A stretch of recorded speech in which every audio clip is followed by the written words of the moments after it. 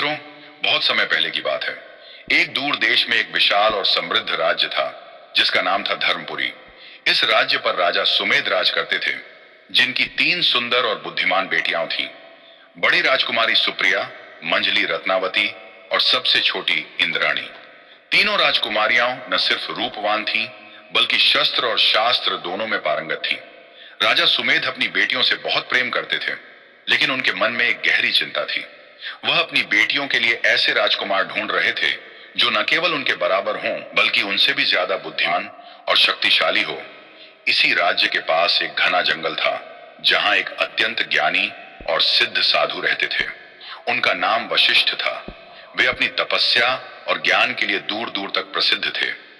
राजा सुमेध अक्सर उनसे मार्गदर्शन लेने जाया करते थे। एक दिन राजा ने साधु से अपनी चिंता बताई। साधु ने मुस्कुराते हुए कहा, राजन, आपकी चिंता स्वाभाविक है। आपकी बेटियों की योग्यता को देखते हुए मैंने उनके लिए 3 ऐसे प्रश्न तैयार किए हैं जिनका उत्तर देने वाला ही उनका योग्य वर बन सकता है। इन प्रश्नों का उत्तर देना आसान नहीं होगा, क्योंकि ये सामान्य ज्ञान से परे हैं। जो भी इन प्रश्नों का सही उत्तर देगा, वही आपकी बेटियों का पति बनने का अधिकारी होगा। राजा ने उत्सुकता से पूछा, हे महर्षि, वे प्रश्न क्या हैं? साधु ने कहा, राजन, अभी प्रश्नों का समय नहीं आया है। सही समय पर ये प्रश्न स्वयं प्रकट होंगे। राजा ने साधु की बात मान ली और वापस महल लौट आए। उन्होंने अपनी बेटियों को साधु की योजना के बारे में बताया। तीनों राजकुमारियां इस नई चुनौती को लेकर बहुत उत्साहित थीं। समय बीतता गया और दूर दूर के राज्यों से कई राजकुमार धर्मपुरी की राजकुमारियों से विवाह का प्रस्ताव लेकर आने लगे। सभी राजकुमारों को निराश होकर लौटना पड़ा, क्योंकि राजा ने साधु की शर्त के बारे में बता दिया था। पहला विचित्र प्रश्न, एक दिन दरबार में एक भव्य समारोह का आयोजन हुआ। साधु वशिष्ठ भी वहां उपस्थित थे। समारोह के दौरान साधु ने एक रहस्यमयी मुस्कान के साथ पहला प्रश्न पूछा। साधु ने कहा, जो भी राजकुमारियों से विवाह का इच्छुक है, उसे मेरे पहले प्रश्न का उत्तर देना होगा। प्रश्न यह है, एक ऐसा कौन सा प्राणी है जो हमेशा बोलता है, लेकिन उसकी अपनी कोई आवाज नहीं है? पूरा दरबार सन्न रह गया। सभी राजकुमार और दरबारी एक दूसरे का मुंह ताकने लगे। यह एक विचित्र प्रश्न था। कुछ ने सोचा कि यह कोई पहेली है, तो कुछ ने इसे साधु का मजाक समझा। एक राजकुमार ने कहा, महाराज, यह तो असंभव है। ऐसा कौन सा प्राणी हो सकता है? दूसरे ने कहा, शायद यह कोई काल्पनिक प्राणी है। साधु ने शांत भाव से कहा, नहीं, यह कोई काल्पनिक प्राणी नहीं है। इसका उत्तर यहीं कहीं है। तभी बड़ी राजकुमारी सुप्रिया आगे आई। वह बहुत ही शांत और गंभीर स्वभाव की थी। उन्होंने कुछ देर सोचा और फिर साधु से पूछा, हे महर्षि, क्या यह प्राणी हवा में उड़ता है? साधु ने मुस्कुराते हुए सिर हिलाया, नहीं सुप्रिया, यह उड़ता नहीं है। फिर मंझली राजकुमारी रत्नावती सामने आई, जो अपनी तेज बुद्धि के लिए जानी जाती थी। उन्होंने पूछा, क्या इस प्राणी को हम देख सकते हैं लेकिन छू नहीं सकते? साधु ने फिर सिर हिलाया, हां रत्नावती, तुम बिल्कुल सही दिशा में सोच रही हो। आखिर में सबसे छोटी राजकुमारी इंद्राणी, जो अपनी चंचलता और गहरी सोच के लिए प्रसिद्ध थी, आगे आई। उन्होंने आंखें बंद कर कुछ देर तक गहन विचार किया। फिर उन्होंने शांत स्वर में कहा, हे महर्षि, क्या यह प्राणी हमारे आसपास ही है, जिसे हम हर दिन देखते हैं लेकिन कभी इस पर ध्यान नहीं देते? साधु ने आश्चर्यचकित होकर उन्हें देखा। फिर उन्होंने कहा, बिल्कुल सही इंद्राणी, अब तुम उत्तर के बहुत करीब हो। तभी एक साधारण दिखने वाला युवक, जिसका नाम विक्रम था, दरबार में आया। वह एक दूर देश का राजकुमार था, जिसने अपना नाम और पहचान छिपाई हुई थी। उसने बड़े आत्मविश्वास के साथ कहा, हे महर्षि, इस प्रश्न का उत्तर है, प्रतिध्वनि जब कोई बोलता है तो उसकी आवाज लौट कर आती है, लेकिन प्रतिध्वनि की अपनी कोई आवाज नहीं होती। यह सिर्फ किसी और की आवाज को दोहराती है। हम इसे सुन सकते हैं लेकिन छू नहीं सकते।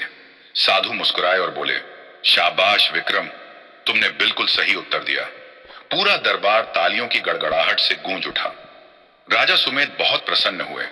उन्होंने विक्रम को अपनी सबसे बड़ी बेटी सुप्रिया के साथ विवाह का प्रस्ताव दिया। विक्रम ने सहर्ष से स्वीकार कर लिया। दूसरा विचित्र प्रश्न, कुछ समय बाद राजा ने अपनी मंझली बेटी रत्नावती के लिए स्वयंवर का आयोजन किया। साधु वशिष्ठ फिर से दरबार में आए। उन्होंने दूसरा प्रश्न पूछा, मेरा दूसरा प्रश्न यह है, एक ऐसा कौन सा सागर है जिसमें पानी नहीं है लेकिन फिर भी वह हमेशा भरा रहता है? यह प्रश्न पहले वाले से भी ज्यादा मुश्किल था। दरबार में मौजूद सभी विद्वान और राजकुमार सिर खुजलाने लगे। एक राजकुमार ने कहा, शायद यह कोई रेगिस्तान का सागर है। दूसरे ने कहा, यह कोई मायाजाल है। तभी एक और साधारण दिखने वाला राजकुमार जिसका नाम विजय था सामने आया। उसने भी अपनी पहचान छिपाई हुई थी। वह अपने गहरे ज्ञान के लिए जाना जाता था। विजय ने शांत स्वर में कहा, हे महर्षि, क्या यह सागर हमारे जीवन से जुड़ा है? साधु ने मुस्कुराते हुए कहा, हाँ विजय, यह तुम्हारे जीवन से बहुत गहराई से जुड़ा है। रत्नावती ने उत्सुकता से विजय की ओर देखा। उसे लगा कि यह युवक कोई साधारण इंसान नहीं है। विजय ने कुछ देर सोचा और फिर कहा, महर्षि, इस प्रश्न का उत्तर है आकाश सागर, थेस्की। आकाश एक ऐसा सागर है जिसमें पानी नहीं है, लेकिन वह हमेशा तारों, ग्रहों और बादलों से भरा रहता है। यह अनंत है और कभी खाली नहीं होता। साधु ने प्रसन्न होकर कहा, वाह, तुमने बिल्कुल सही उत्तर दिया विजय।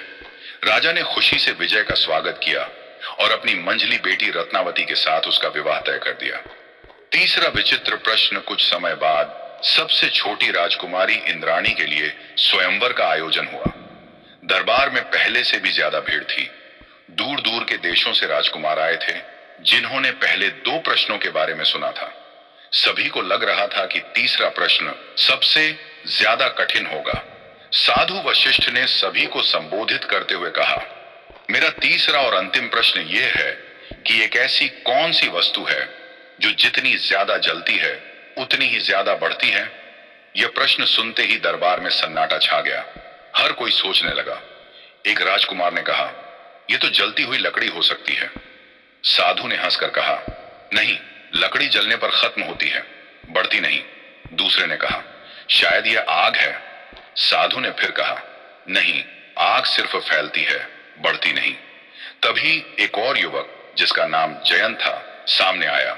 वह एक बहुत ही गरीब राज्य का राजकुमार था, लेकिन उसकी आंखों में एक अलग ही चमक थी।